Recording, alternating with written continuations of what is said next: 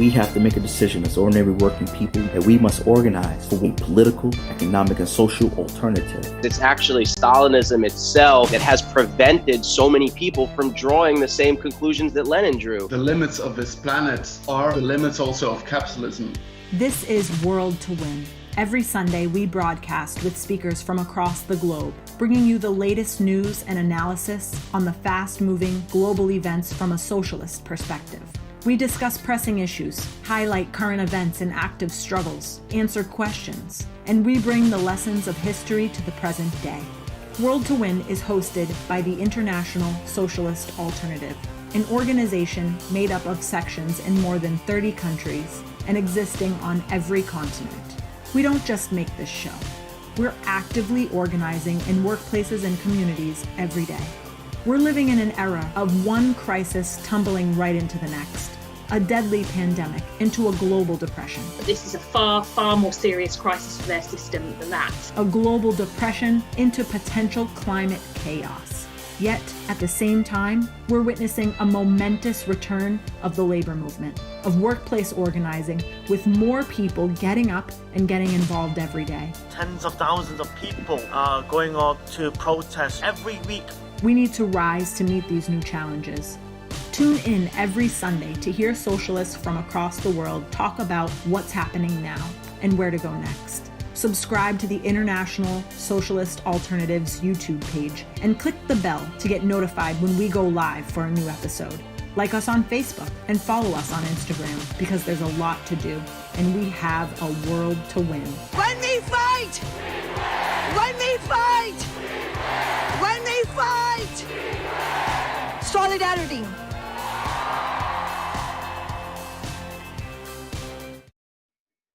Welcome back, everyone, to World to Win. My name is Toya with the International Socialist Alternative. I want to encourage everyone, like always, to share this event, start a watch party, post it to your social media. We want to get everyone involved. Today, we're going to be talking about the anniversary of the Stonewall riots. It's a really important and timely conversation. We want as many people involved as we can. I want to get started and introduce our speakers. First, we have Emerson, who's a member of Socialist Alternative in the United States, a trans activist living in Minneapolis. Hey, Emerson. Next, we have Sonja, who's a member of the International Socialist Alternative in Austria. Hi, Sonja. And also we have Victor, who's a member of the International Socialist Alternative in Brazil, who is currently running for city council in Natal. Thanks for joining us. Be sure to comment. We want engagement. We're going to get to a point in the show towards the end where we can ask questions to our speakers. And I'm sure that everyone has tons of questions. We have a great panel here today. So let's get started. Before we get into our main discussion about Stonewall, I want to just talk a little bit about the world situation. And I want to begin with Sonja. Right now, we're seeing deadly clashes at the Chinese and Indian border. Sonja, can you please explain to our viewers what's going on there? Well, on June the 15th, around 20 or so soldiers from the Indian side, and probably about the same number were killed at the border. It's in the Himalaya region.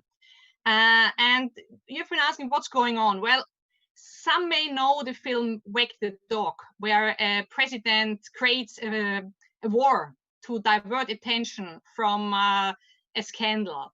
And I'm sure that both the Chinese and the Indian leaders are quite happy about a possibility that to divert attention from the chaos which has been created in their mishandling of the COVID crisis and, of course, the deep economic and social problems. But of course, it's deeper than that. All this has been taking place against the background of the deep economic crisis, which is starting at this moment.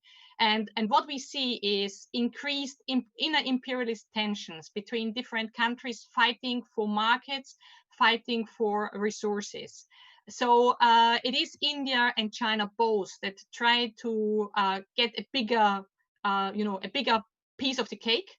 China tries to get a bigger foothold into India, And India is closing ranks with Trump and the US to stop China. So what we see is that the working class and the poor in the regions are used by the rulers in this region for their dirty job. Thanks so much. You mentioned this conflict, between the ruler of India and Trump, and then, China. What is the relationship of, these right-wing, dictators, rulers, that we're seeing around the world? What's the relationship between them?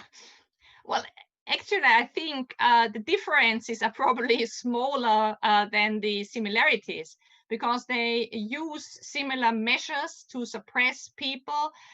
They both, or not both, all of them, try to exploit extremely the people in the regions. When they now talk about the rights of nationalities, like the Kashmir people or the people in the region, then this is, of course, absolutely made up, because at the same time, both sides suppress their minorities. But it's also the other side is similar. The people who have to resist and against this. There was a huge general strike at the beginning of the year in India with 250 million people participating. At this moment, the BJP government of Modi tries to implement attacks on the rights of working class people. So they are quite afraid, the leaders of this resistance. We have huge protests in Hong Kong and also in China of working class people. So they are afraid to death from this resistance. And that, on the one hand, brings them into conflict in this struggle for markets and fields, but at the same time, they use the same measures because they're defending the same economic and political system. Thanks so much, Sonja. I want to go to Victor and continue on what Sonja was talking about these, right-wing leaders. In Brazil, we have Bolsonaro, and we've seen over the years many attacks that he's implemented on the working class. And right now, at the height of COVID, we're seeing Brazil's economy, opening up, but also we're seeing a rise in cases of COVID. Victor, can you talk a little bit about the Bolsonaro government during this crisis? Okay. First of all, it's a huge pleasure being here in the International Socialist Alternative program. It's great to see you again. Talking here about Brazil, we have to fight 3 plagues, basically. We're fighting against a terrible neoliberal and even more authoritarian government, the Bolsonaro government, but also we are fighting a pandemic here, and with huge numbers. Yeah. Also, here in Brazil, we have a terrible problem of social, racial, and sexual inequality. We are one of the most unequal countries in the world. In the last 24 hours, we have more than 1,100 dead people here in Brazil. We are more than 57 dead people just until now. More than 1 million cases confirmed. So we are getting the situation because of this government that are dealing with our lives as if they are not important. So it's very important for us here in Brazil to understand these 3 problems and fight it. And that's what we are doing here at LSR, Socialist Alternative, International Social Alternative section. But also we're trying to do this with other organizations, working people, oppressed people. We are organizing these people against these problems with solidarity campaigns, but also with protests, strikes where it's possible, and with all the protections necessary. We are dealing with this with health working people are without salary protection sometimes, with art and culture workers. We are pushing up to death. We are doing this with lots of people on streets. We have more than 100,000 people here in Brazil living on the streets, and none of them have help, financial help from the government. So it's true that here we face these problems to get all together if we want to get through this crisis, which is not just economical, which is not just sanitary, but also human, political, social, and we're trying to organize these people, organize these fights, pointing a working path, a socialist and working path for us to go away from this terrible situation here in Brazil. It's not easy because, of course, here in Brazil with this situation of the pandemic, that we are in the beginning of a high peak of this thing in here, and we can't see solutions coming from this genocide government, but we're trying to explode, to advance in our fight here, not just because it's something we want, but it's something that's necessary. Because here, or sometimes we die with virus, or we die for hunger. So we have no option but fight more and more with these working people, and especially the oppressed segments of the working class, Black people, gay people, LGBT people, women, and all of them together, understanding that we have these connections in these problems, so the fights must be connected to. Thanks so much, Victor. And can you just explain a little bit about your campaign? It's super exciting to see socialists running for elected office. You know, we don't have too many options out here when it comes to established politicians. So can you tell the viewers quickly just what are some of the things that you're running on, your program for your campaign? Yes, of course. Our program is based on these oppressed people and working class people. We come from movements, from unions, from social movements, and these people fight together in this place: education, culture, LGBT movement.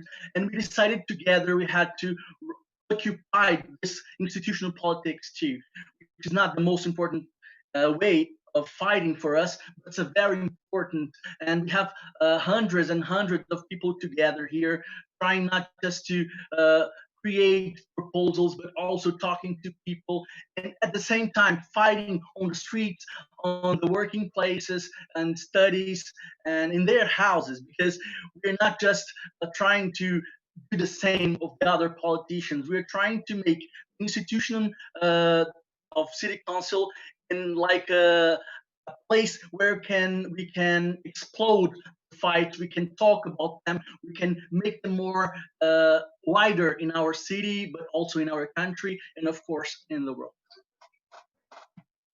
Thanks so much, Victor. It's so inspiring, and good luck on your campaign. You talked about, how, elected officials are important, and us running for office is important, but it's not the main way we fight.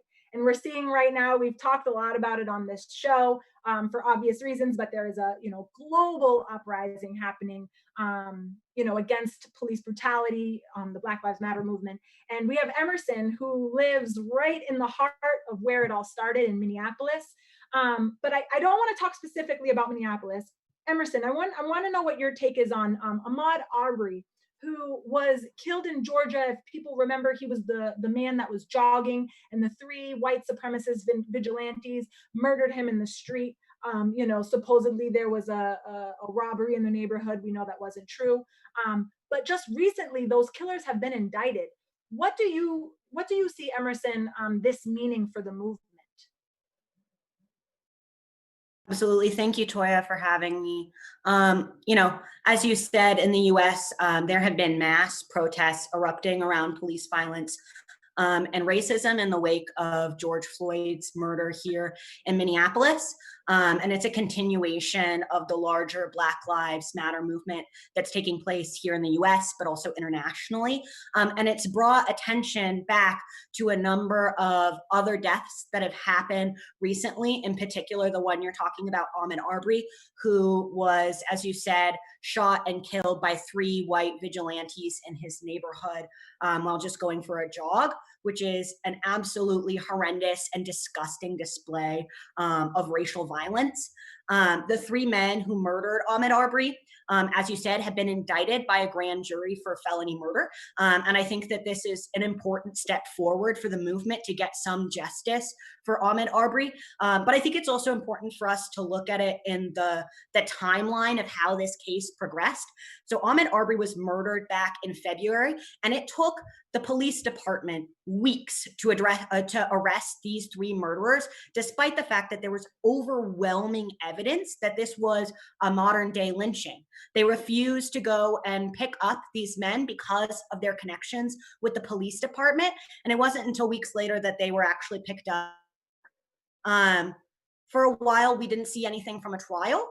But when the protests erupted around George Floyd and the murder of Breonna Taylor, we saw them feel the need, this pressure to move forward on Ahmaud Arbery's trial as well. So they've put forward a trial, and then they ended up indicting him indicting the three killers in front of a grand jury.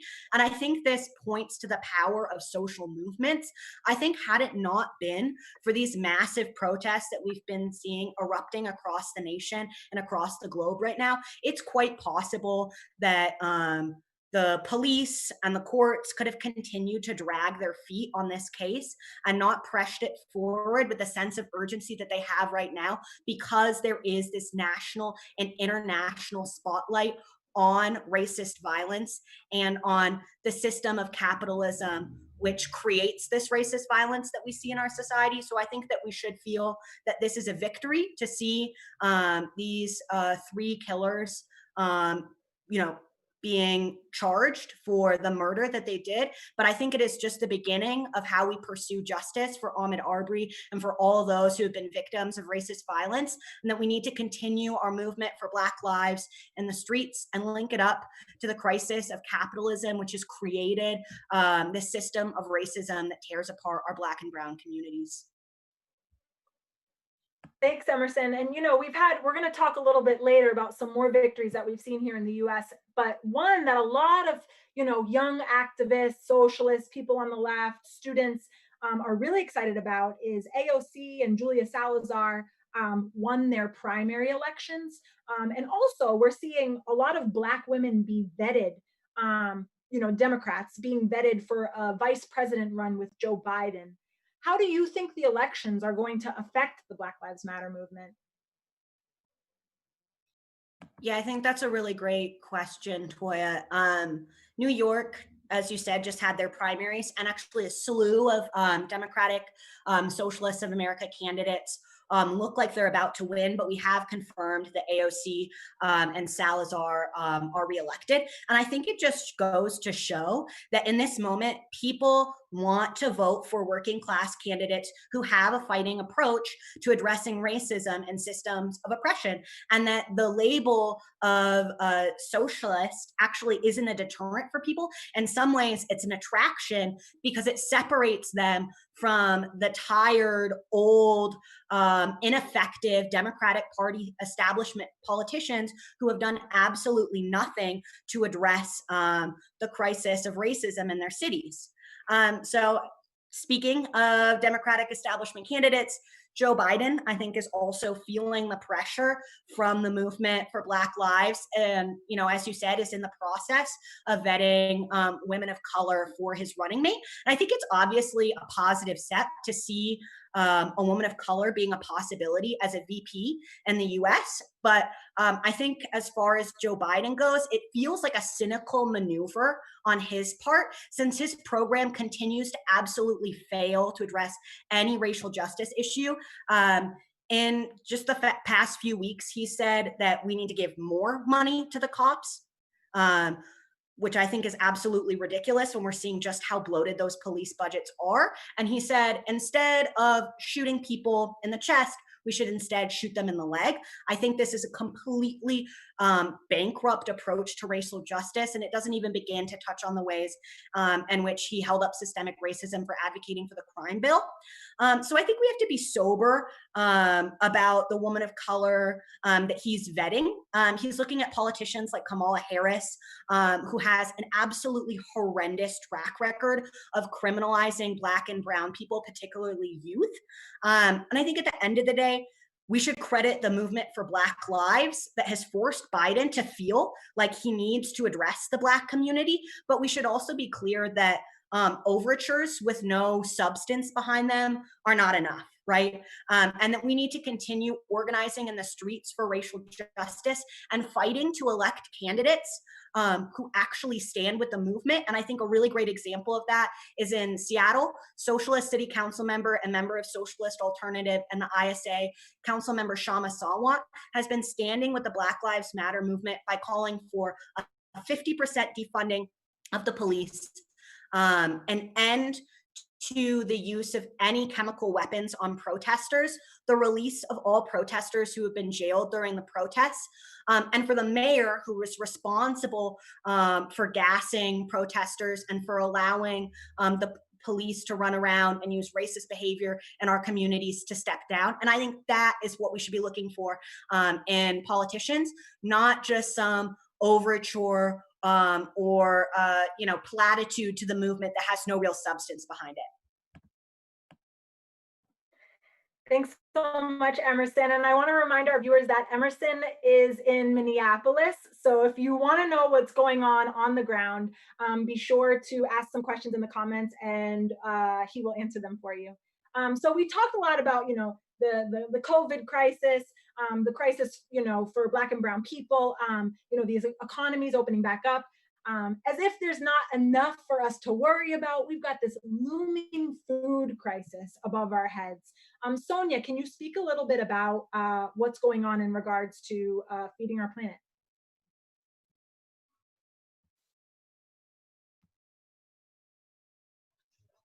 Yeah, hi, Toya. Well, the UN warns of the worst food crisis since at least 50 years. They assume that by the end of this year, 265 million people will have an acute lack in food. And I mean, this is incredible. It's doubling within some months. And they, of course, say this is because of COVID. That's what they try to do. And it's true that there are some problems related to COVID, like the lockdown made it difficult in some regions of the world, like China or India, for example, to harvest the rice. It's true that there are problems with transportation, but it's absolutely not true that all the problems in this field are can be reduced to COVID.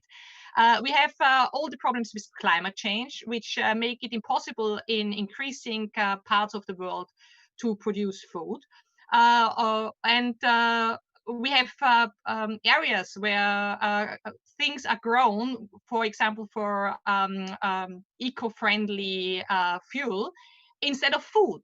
And then at the same time, we have the worst swarm of locusts in the east region of Africa since decades.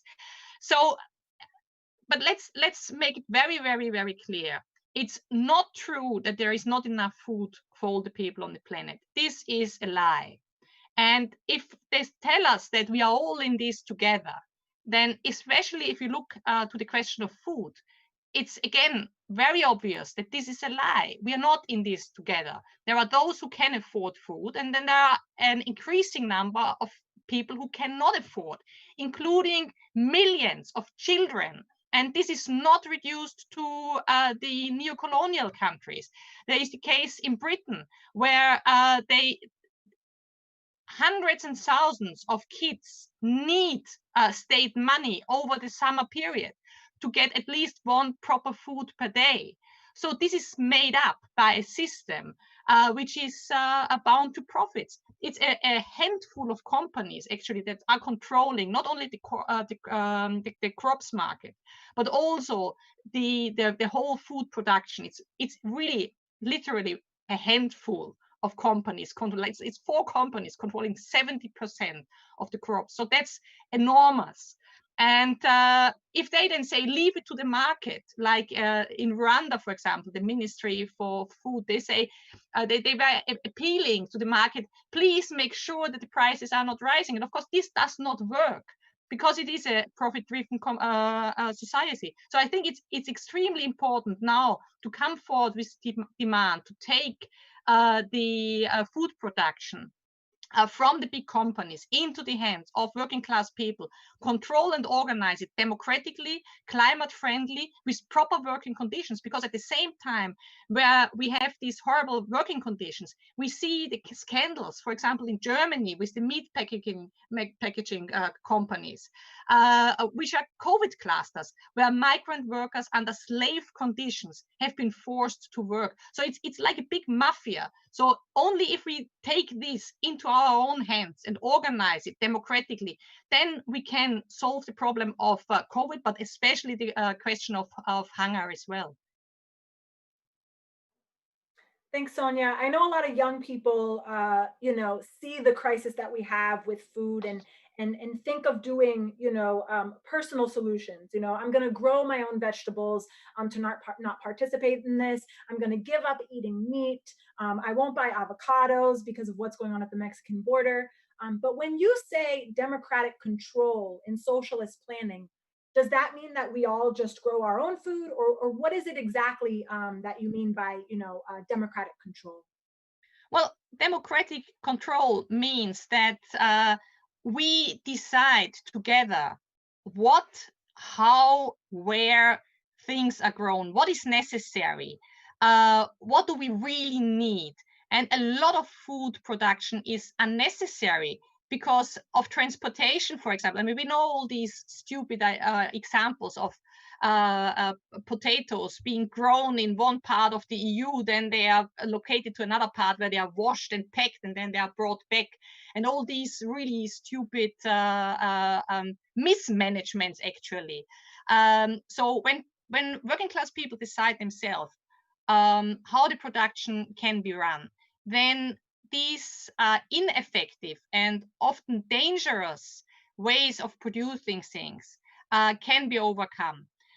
But I want to say to this point that you said, young people think, how can I personally do something?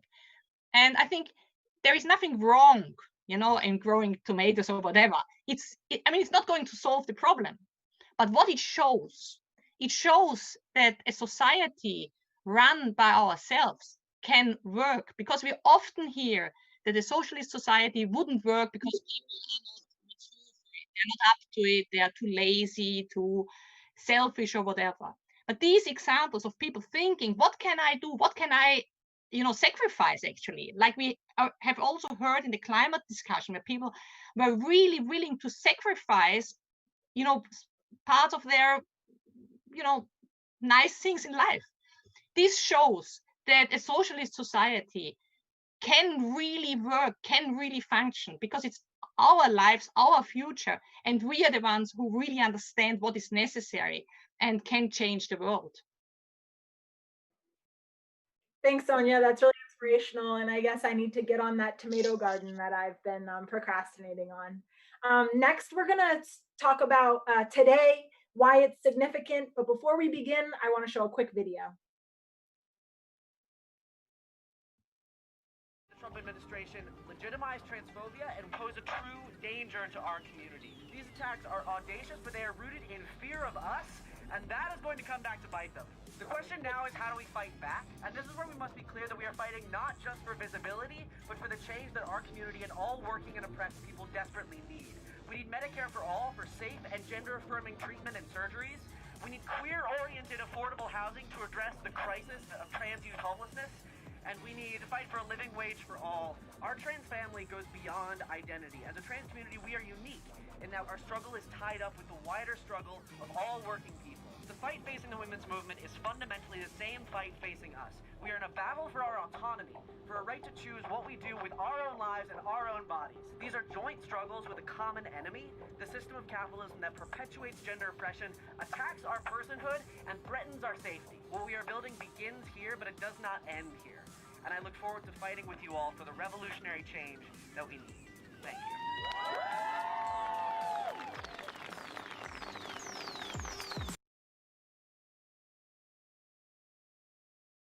Hope you enjoyed seeing Socialist Alternative in action.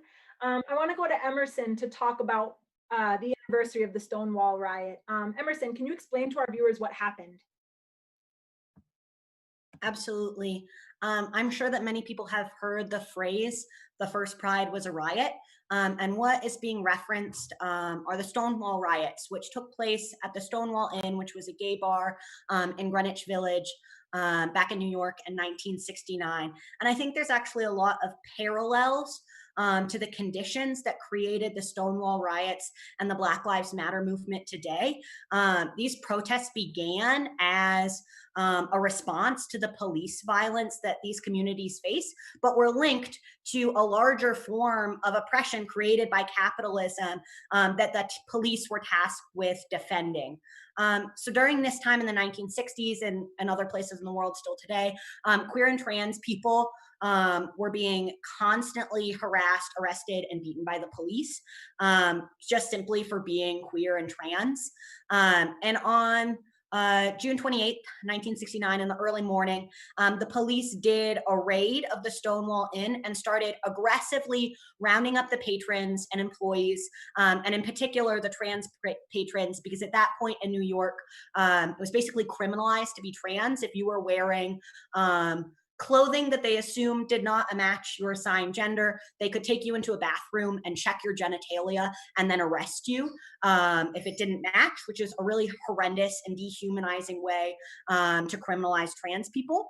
But what was different that night than other nights when raids had occurred is that the patrons who weren't being arrested stuck around and sort of watched what unfolded with the police. And a lesbian was hit over the head by a police officer, and she looked to the people standing around. She basically shouted, "Aren't you going to do anything?"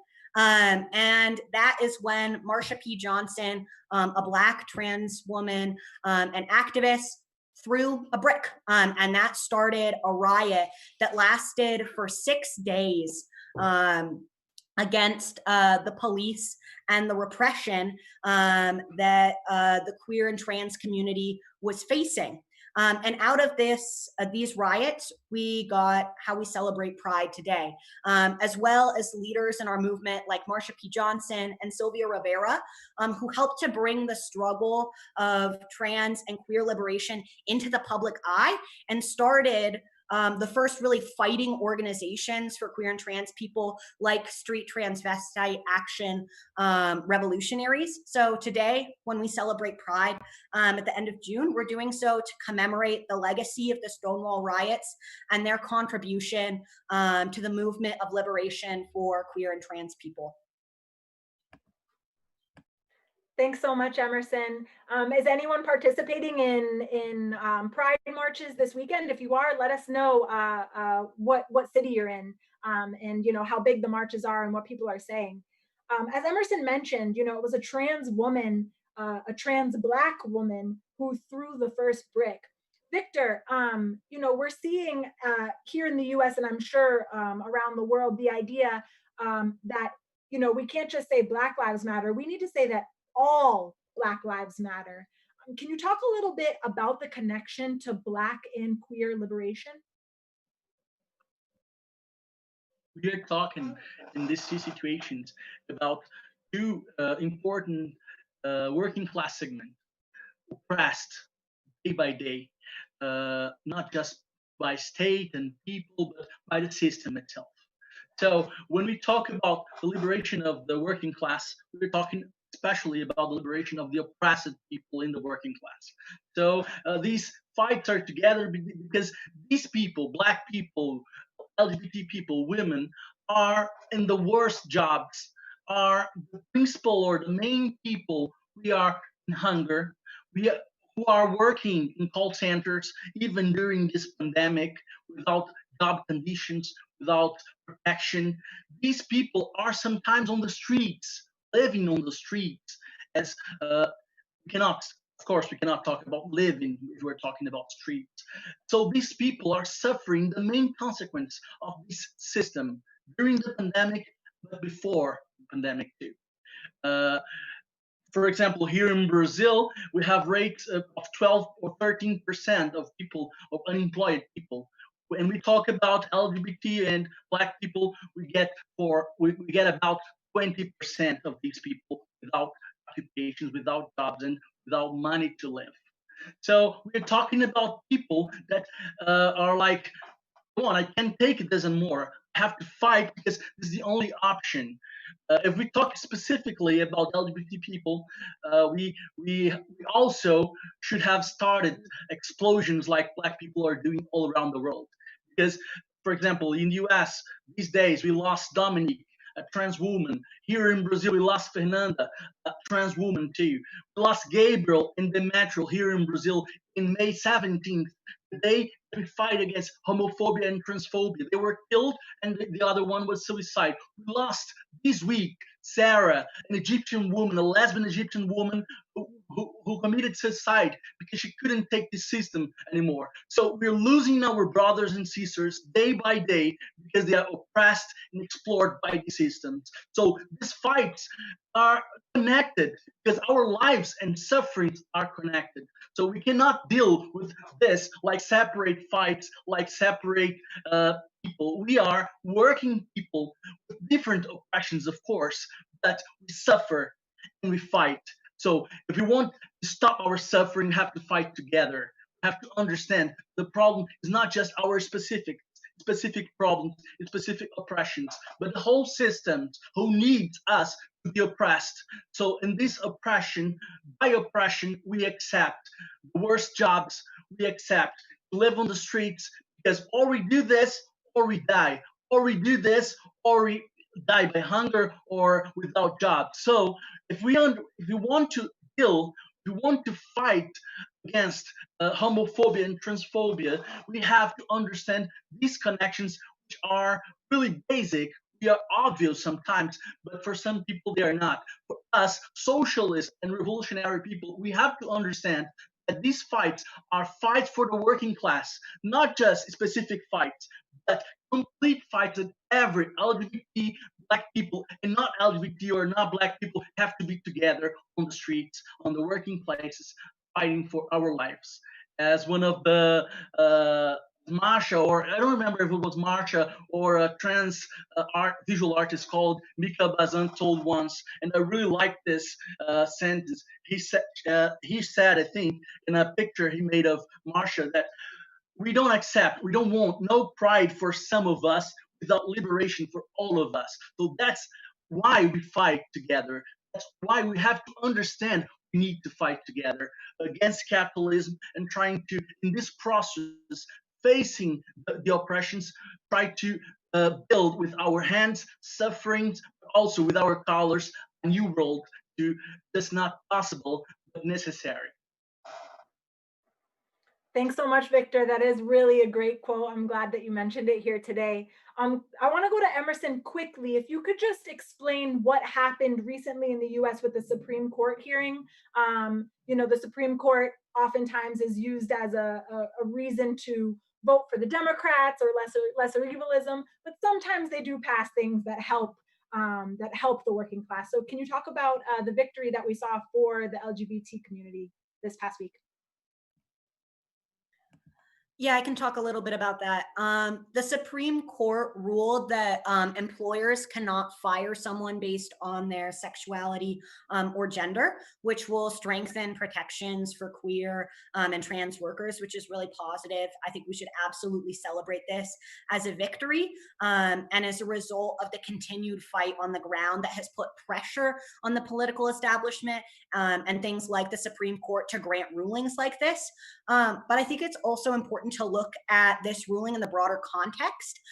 The same day that we won fair employment for queer and trans people, the Supreme Court refused to hear arguments on Qualified Immunity Act that shields police officers in misconduct suits and basically allows them to act with immunity and continue to do the horrible racist acts of violence that they do.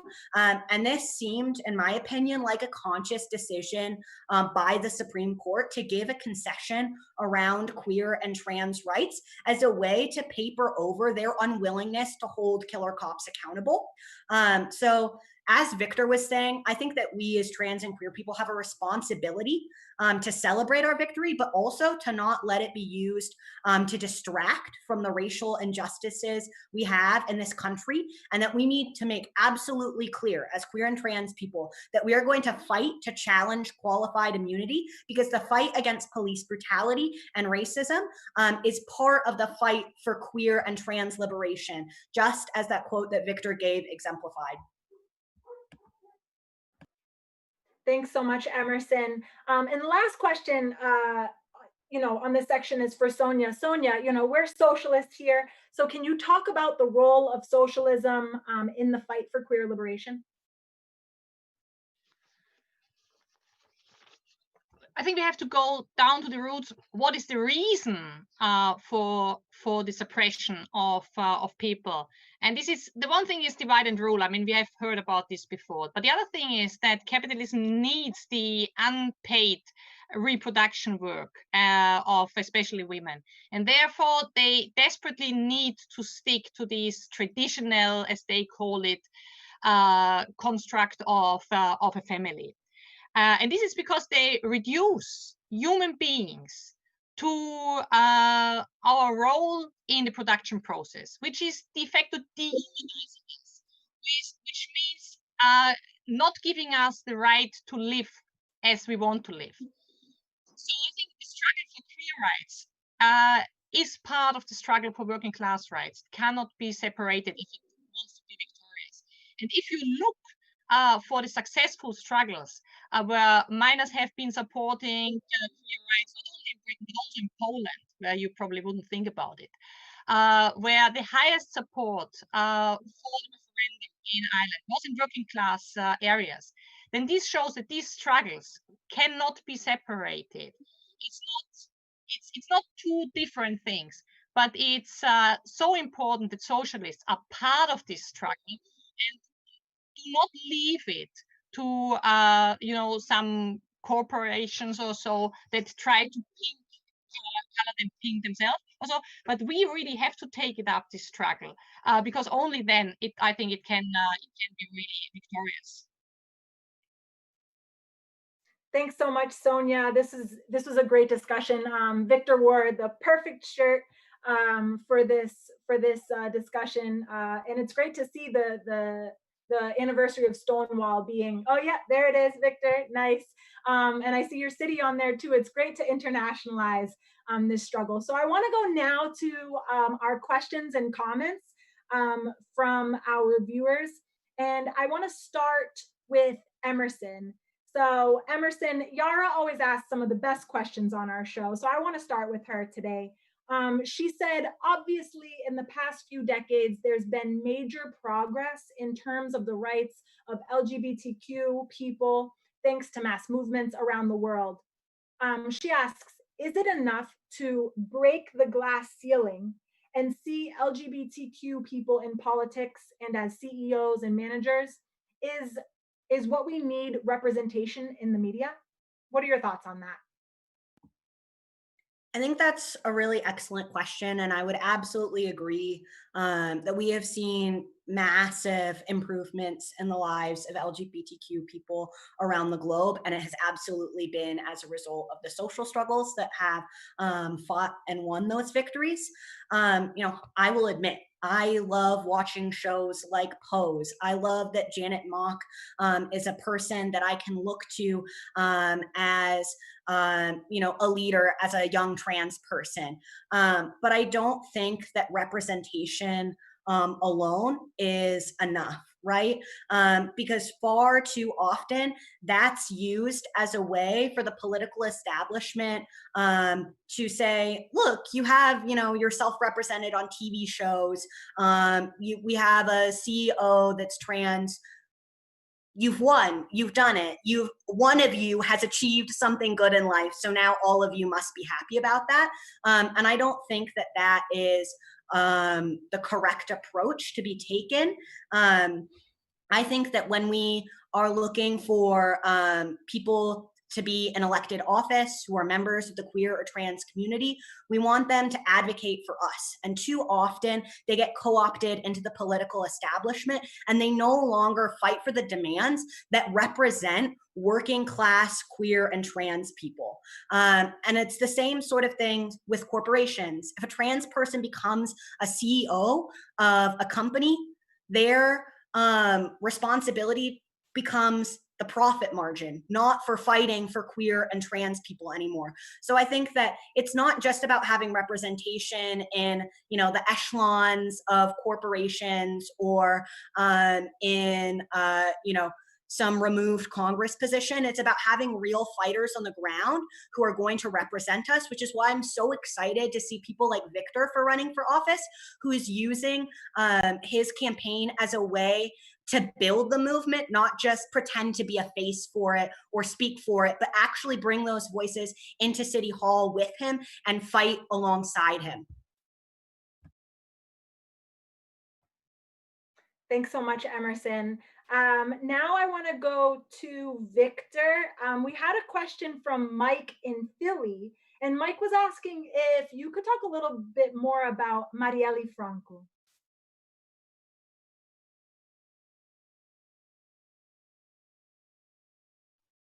Oh, Victor, you're still on mute. Again, sorry. Can you hear me now? First of all, I would like to agree with Emerson that representation is important, but it's not enough for us. It's absolutely not enough. Representation is important, like, for example, Marielle, because we see a Black, lesbian, socialist woman fighting with her powerful voice for us, working people, oppressed people. So in this sense, we build our courage to be together, to make it wider, our fights, our dreams, and lots of other things we want and we demand.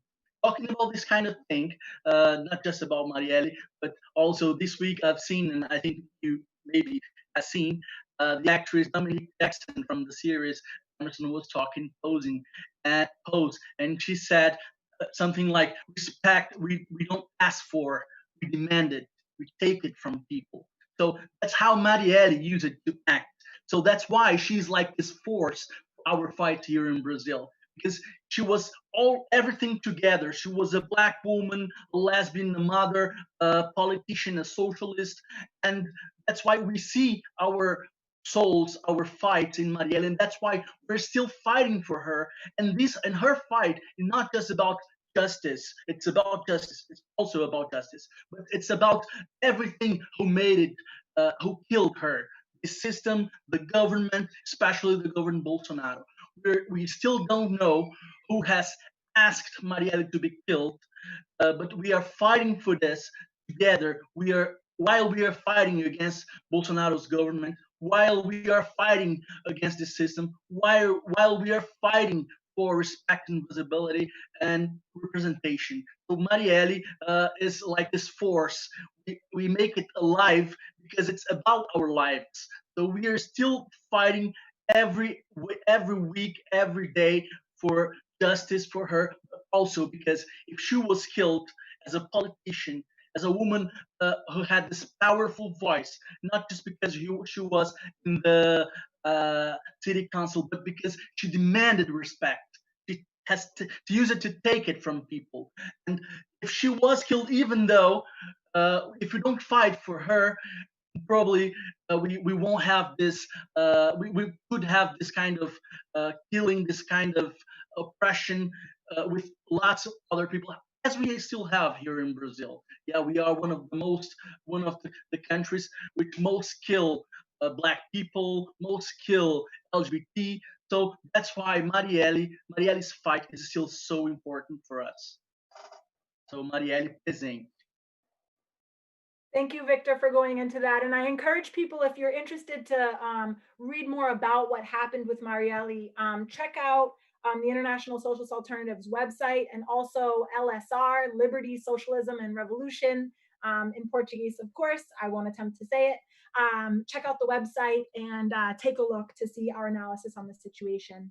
Our last question from the audience is going to go to Emerson, excuse me. And this is from Ollie in Ireland. So Ollie says, there's been a rise in recent years of trans exclusionary radical feminists saying that trans rights and women's rights are at odds with each other and that trans people are a danger to women. What is a socialist response to the question of trans rights? And are trans rights a part of the struggle for socialism? So there's a lot there, Emerson. Take it away. Thank you. I think this is really excellent question. So thank you, Ollie, for asking. So trans exclusionary radical feminists have grown in the past period. I'm going to call them TERFs because it's just a shorter way to refer to them. And I think we see TERFs becoming a bigger force right now because there's this idea that they feel like they look at the oppression that they face as sexism as women, which is very, very, very real. And instead of pointing to capitalism as the crisis, they're pointing to trans people as the issue. And I think what really needs to happen is that trans people and women need to come together to fight back against the system of sexism and capitalism, which oppresses both of us. And I think there have been really excellent examples of trans people joining the fight for women's liberation. In Ireland, we saw lots of trans people come out in support of repealing the ban on abortion because they understood that furthering the rights of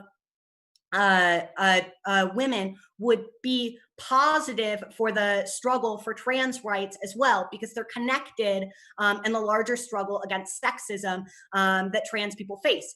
And I think, as socialists, we are very, very, very clear about the fact that we absolutely 100% stand with trans people against the oppression that they face under capitalism. And in order to fight back against capitalism, we need to take up the fight against transphobia, the fight against sexism, the fight against racism, and the fight against all other forms of oppression in order to ensure that all people who are oppressed under capitalism can get free.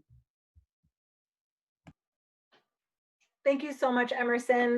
That very much explained, I think, what Ollie was asking. And if people have more questions about that, you can check out the Socialist Party of Ireland. They wrote an excellent article, actually, quite recently on trans rights. So thank you so much to all of our speakers. Now we're going to get to my favorite part of the show, which is the shout out of the week. We're shouting out socialist struggle movement in Israel-Palestine. So right now, the Israeli-Palestinian section of the International Socialist Alternative is appealing to all workers across the world to organize protests at Israeli embassies on July 1st. It's super important because they are fighting to stop the annexation of the West Bank. And so they're calling that this is the most urgent task to mobilize workers and youth to put pressure and block the Israeli government with protests, actions in Israel and Palestinian territories. We know that the threat and the repression that oppressed people around the world experience under capitalism is so great, and we really need a united movement to fight back against that. In Israel-Palestine, ISA is organizing joint protests of Jews, Arabs, Israelis, Palestinians against the attacks and call for a struggle against the capitalist government and its anti-worker agenda. So internationally, we're also asking workers and youth around the world to do the same. So find your closest Israeli embassy if you don't live near one, hold protests in maybe your common squares to support the workers and youth in Israel-Palestine. I want to thank everyone so much for watching. Today, we're going to end our show with some more Socialist Alternative in action with a quick video. Tune in next week, same time, same place.